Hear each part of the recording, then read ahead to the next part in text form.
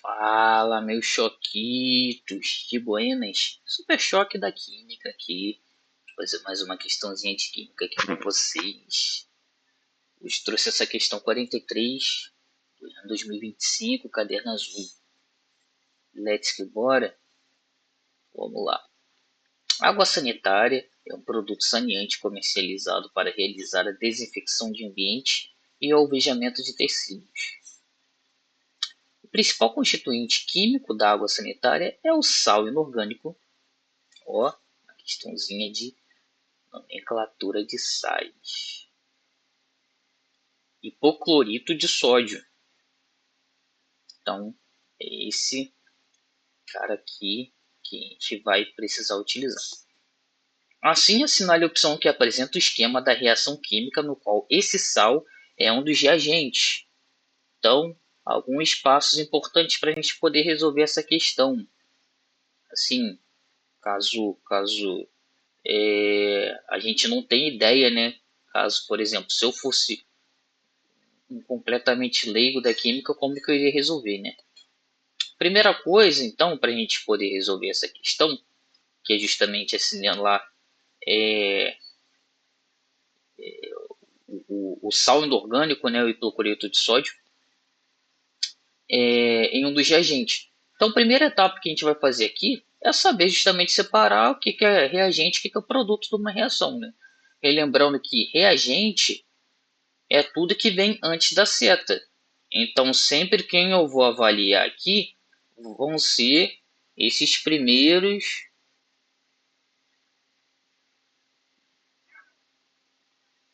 essas primeiras substâncias que temos aqui, ó. De boa? Todas essas substâncias são reagentes. E todas que são depois da seta são os produtos da reação. De boa?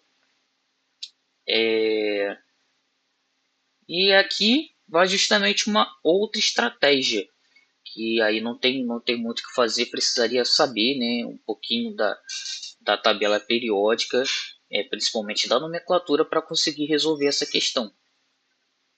Basicamente, o que os sais inorgânicos, eles são derivados de uma reação ácido-base. Ah, super choque, o que você está querendo dizer? Basicamente, nós temos isso daqui, ó. Quando nós temos um ácido, vou colocar aqui, ó, sei lá, um HCl, por exemplo, é um ácido, show? E quando ele reage com uma base, nós temos aqui, ó, NaOH, uma base clássica. Um ácido vai liberar H+ em meio aquoso, uma base vai liberar OH- em meio aquoso, pela teoria de Arrhenius. Show? E toda essa reação ácido-base, ela vai formar um sal mais H2O, mais água. Nesse caso, o sal que vai ser formado aqui é justamente quem? O NaCl. De boa?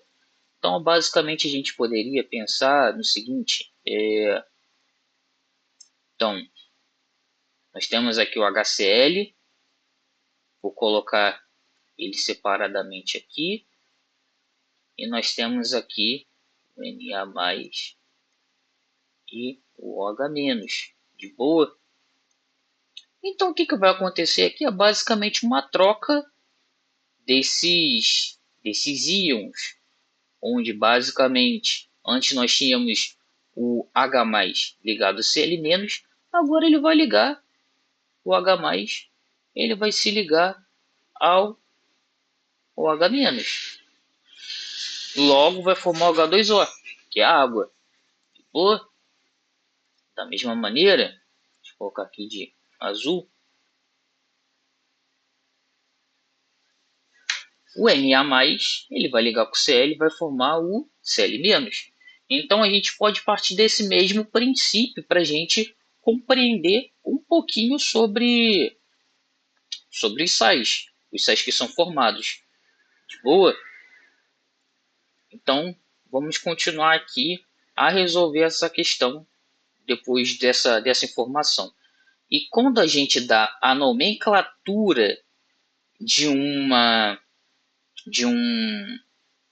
sal inorgânico, a gente sempre vai falar o nome do íon, do ânion, no caso, que é o íon negativo, de o nome do cátion. Então, por exemplo, nesse caso aqui, seria cloreto de sódio. Por que cloreto de sódio? Nesse caso aqui, o ânion é o cloro e o cátion vai ser justamente o sódio. De boa? Sendo que esse tipo de ácido aqui, que eu citei como exemplo para vocês, ele é um hidrácido. O que seria um ácido? Um hidrácido. Hidrácido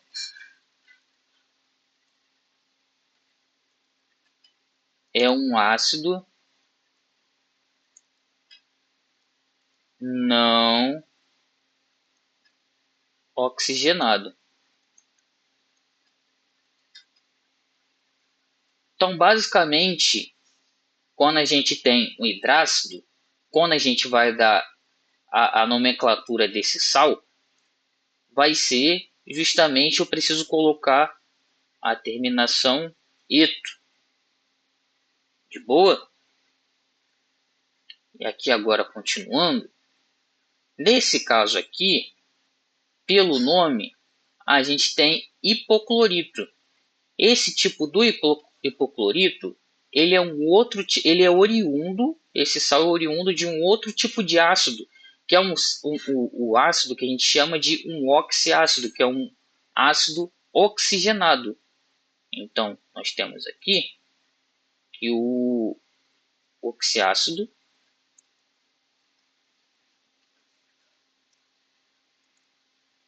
ácidos são ácidos oxigenados.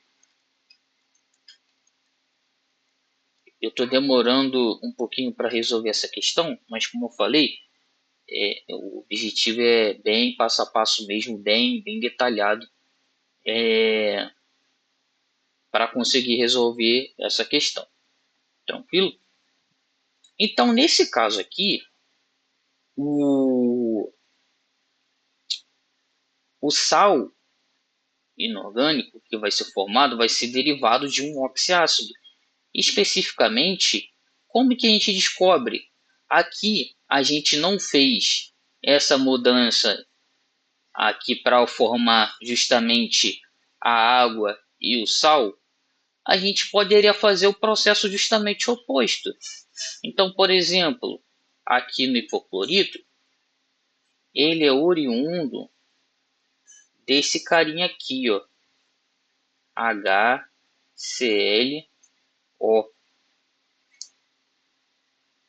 que é justamente o hipoclorito. Na verdade, esse cara aqui é o ácido hipocloroso. Ácido hipocloroso.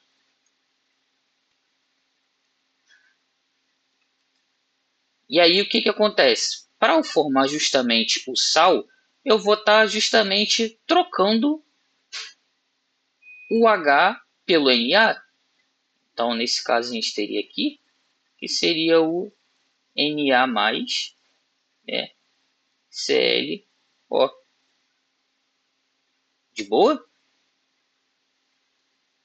E na nomenclatura de sais inorgânicos oxigenados, basicamente, quando eu tenho a terminação oso, eu preciso trocar pela nomenclatura final, colocar.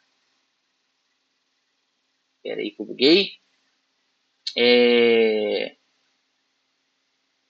Caraca, deu branco. With. Então aqui nós temos justamente por isso que o nome desse cara passa a ser, é claro, isso daqui já não é mais um ácido, ele é um sal, né? Então ele passa a ser hipoclorito. clorito. De quem? De sódio. De boa? Então, justamente aqui vai ser o hipoclorito de sódio. Então, olhando justamente nas alternativas, a única alternativa que a gente tem com hipoclorito de sódio nos reagentes seria justamente a alternativa A. Fechou? Então, essa daqui seria justamente a resposta.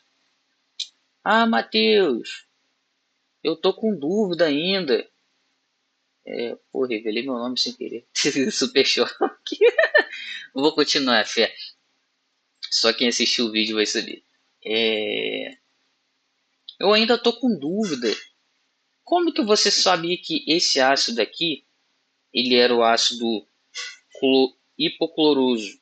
Basicamente, quando falando sobre nomenclaturas de oxiácidos, tem uma coisinha que a gente utiliza, que é justamente o NOx. Ouviram falar do cálculo do NOx? Isso daqui já não tem nem mais tanto a ver com a resolução da questão em si, mas é útil saber, porque sem essa informação também, para resolver outras questões, acaba sendo bem mais difícil, bem mais complexo. Mas é basicamente o seguinte, o NOx vai ser importante para a gente dar nomenclatura, porque alguns NOx eles podem mudar, podem variar. Então, basicamente aqui, a gente precisa saber que o NOx do hidrogênio é igual a mais 1 e o NOx do oxigênio vai ser igual a menos 2. Tranquilo? E o NOx do meu outro elemento ele pode variar, como é o caso do cloro. Então, no HClO, o que acontece? Basicamente, como é que a gente calcula o NOx? Vai ser a quantidade do elemento vezes o NOx dele. Então, a quantidade do hidrogênio é 1, o NOx dele é 1, então vai ser 1 vezes 1. Mais a quantidade do cloro é 1, vezes o NOx dele eu não sei, então vai ser 1 vezes x. Mais a quantidade do oxigênio é 1, vezes o NOx dele é menos 2. Então, a gente fazendo essa conta, a gente vai encontrar que x vai ser igual a 2 menos 1.